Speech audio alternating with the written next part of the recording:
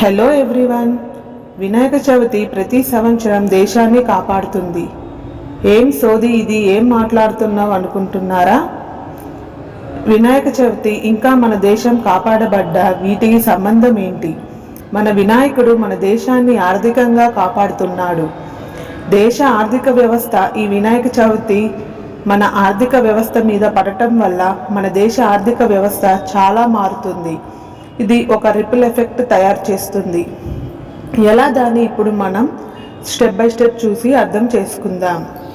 వినాయక చవితి టైంలో కేవలం ముంబై, హైదరాబాద్, ఆంధ్రప్రదేశ్ లాంటి నగరాల్లో కొన్ని లక్ష కోట్ల వరకు ఎకనామిక్ యాక్టివిటీ జరిగింది. మన అంచనా కోసం ఐపీఎల్ తీసుకుందాం. ఐపీఎల్ సుమారు 2 నెలలు జరుగుతుంది.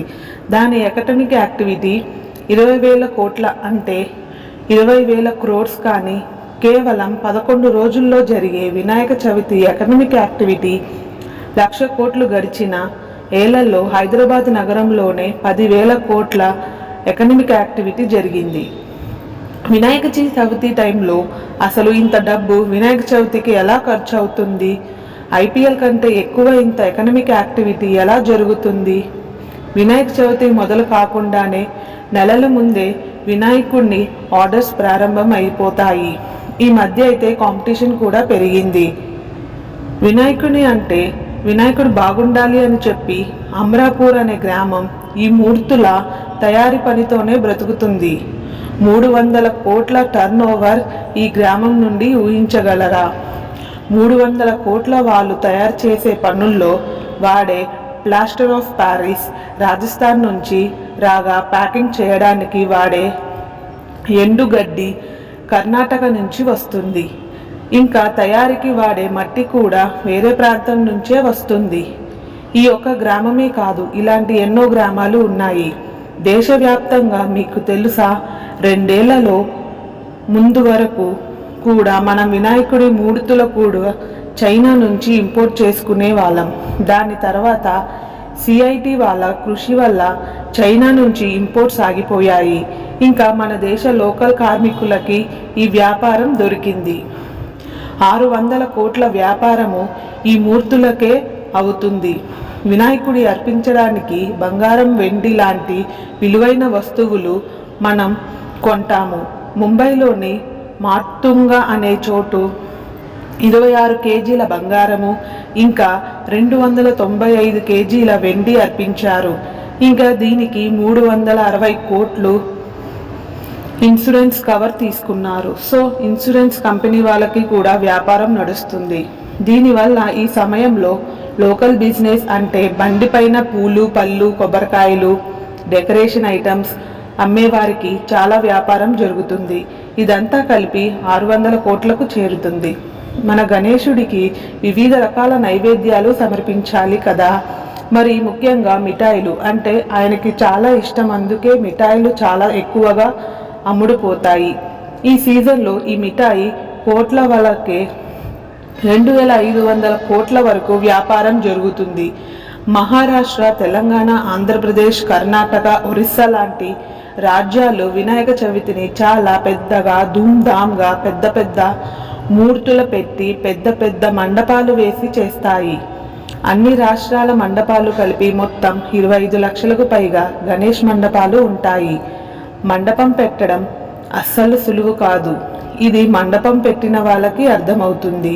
స్టేజ్ డెకరేషన్, లైట్స్, క్లాత్, ఇంకా మూర్తిని తీసుకురావడానికి లారీ, ట్రాక్టర్, ఆటోలు, నిమజ్జనం చేయడానికి మళ్ళా లారీ, ఆటోలు, వీటి బుకింగ్స్ చేసుకోవాలి.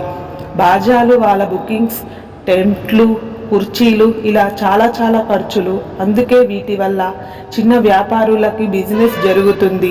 ప్రతి మండపానికి దాని ఖర్చులు ఉంటాయి. అన్నిటికంటే తక్కువ ఖర్చు ఒక మండపం 50,000 నుండి 60,000 వరకు చేస్తుంది. అనుకున్నా కూడా ఇక్కడికి మనకి 1,100 కోట్ల వరకు వ్యాపారం జరుగుతుంది. కానీ 60,000 అయితే చాలా తక్కువ. ప్రతి మండపానికి, కొన్ని మండపాలైతే కోట్లలో ఖర్చు పెడతారు. ప్రతి చోట అన్నదానాలు, ప్రసాదం పంచడాలు జరుగుతాయి.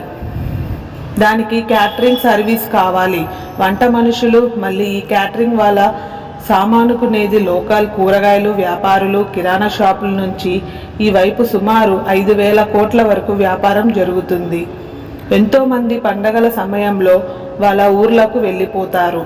అందుకోసం బస్సులు, ట్రైన్లు, ఫ్లైట్లు, కార్స్ ఇలా చాలా ఖర్చులుంటాయి.